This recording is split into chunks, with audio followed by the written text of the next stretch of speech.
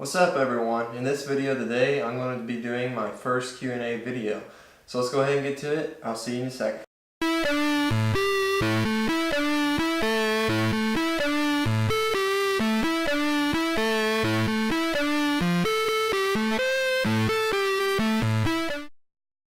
Okay, so I'm just going to go ahead and kind of take these questions in the order they came. So I'm going to read the full comment and then I'll answer the questions. So the first comment was by Sharpface. Are you a professional gunsmith? How long have you been shooting trap? Is there any trap shooters you look up to? Can you do a video about different types of recoil pads? I'm confused about all the different types. Have you had any work done to your barrel, porting, etc.? Do you shoot other games like Skeet? He says, sorry for all the questions. You're one of my favorite YouTube channels. Just want to let you know that your tips help when I'm shooting a lot. Thanks. Thanks for the comments. And the questions. I appreciate that. I'm glad that the shooting tips that I've been posting have helped you. I hope that they continue. And best of luck with your shooting there. So, the first question here, are you a professional gunsmith?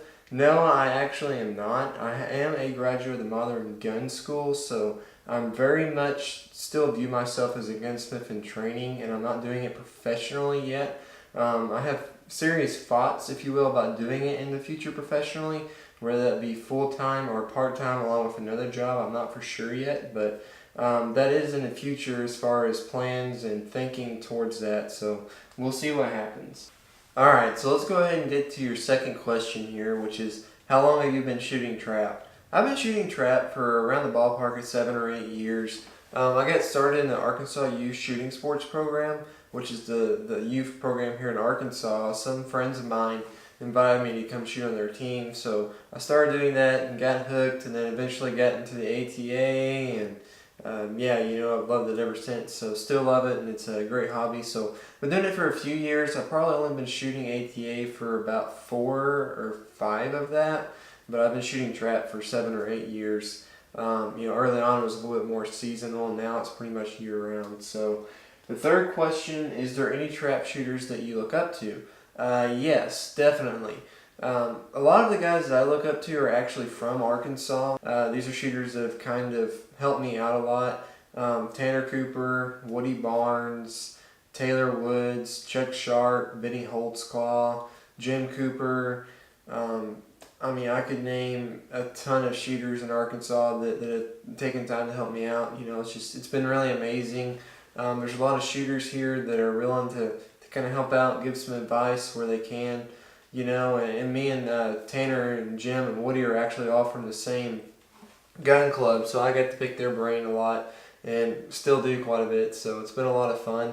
And on more of a national level, I actually got to take a Harlan Campbell Jr. clinic, so that was a lot of fun. So I do look up to him as a shooter because he's absolutely amazing. He is one of, if not the best shooter of all time. He's super consistent and able to break high scores in all 3 disciplines, so he's very, very good. Your fourth question, can you do a video about the different types of recoil pads? Yeah, I can do that. I'm not for sure what you mean, so if you kind of clarify that in the comments. I think that what you're asking is about the different types that go on like the recoil reduction systems, so like the thickness of them and the curved shapes. If that's true, just let me know, and if not, kind of let me know what you're talking about there so that I can make the correct video. And fifthly, have you had any barrel work done?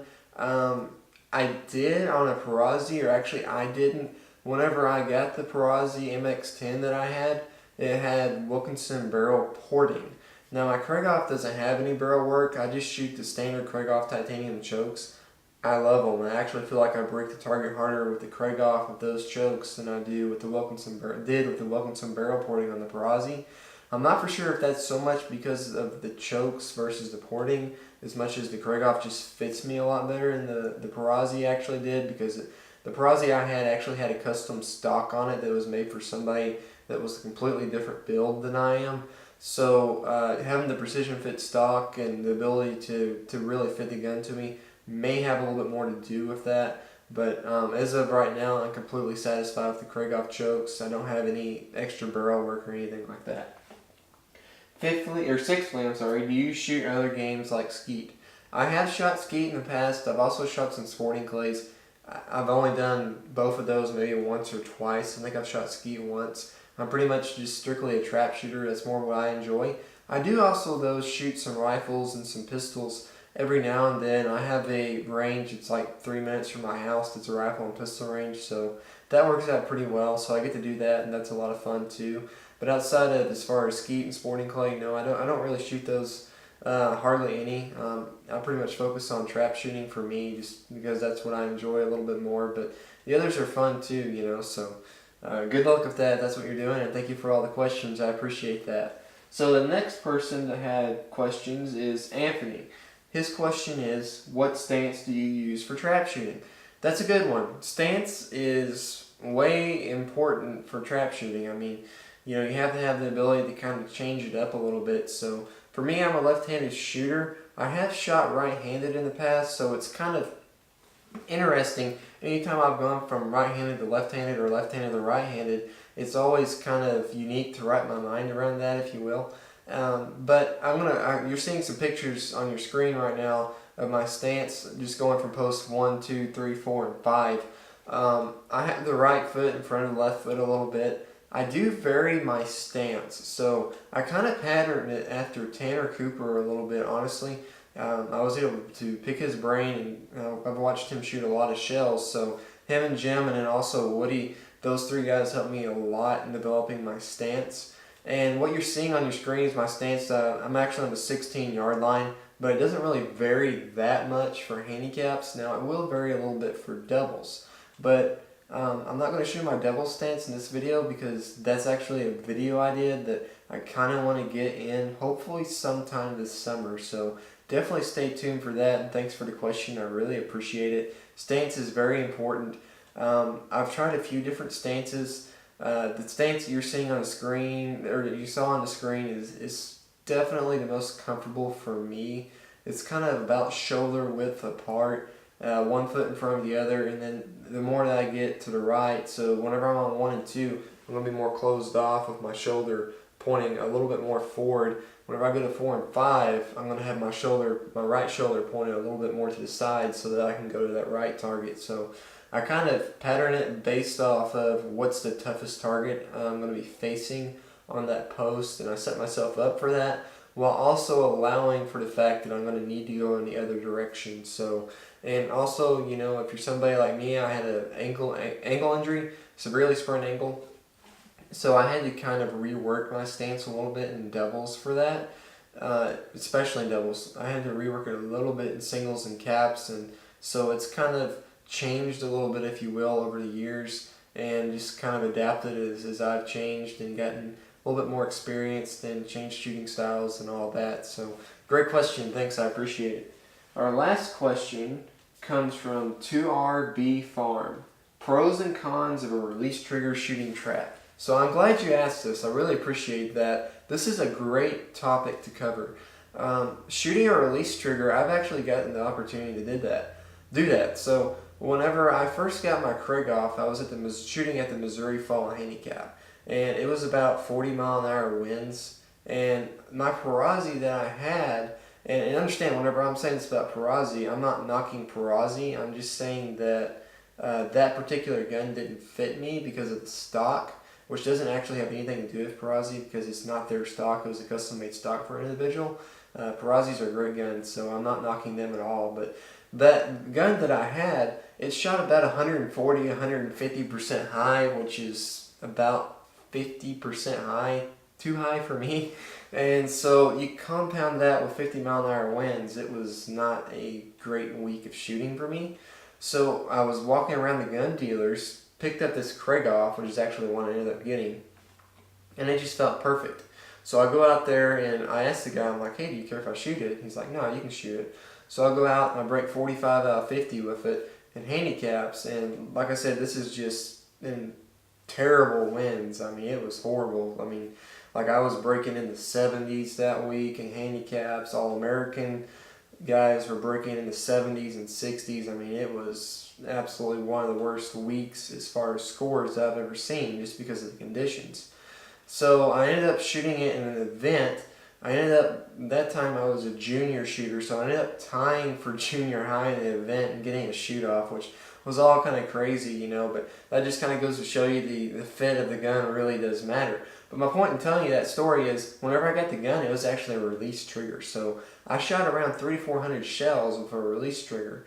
And there are a lot of benefits to shooting a release trigger. The main reason that I think you see people do it is because they have a flinch.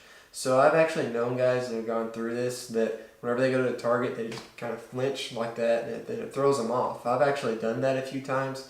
I've never been able, I have been able to work through that. I've never had to use a release trigger. I ended up getting that Kragov's changed back to a pull trigger because actually for some reason the longer I used it, the worse it got. I think that I just couldn't get it in my head to release the trigger instead of pull it. With more time, it probably would have gotten easier.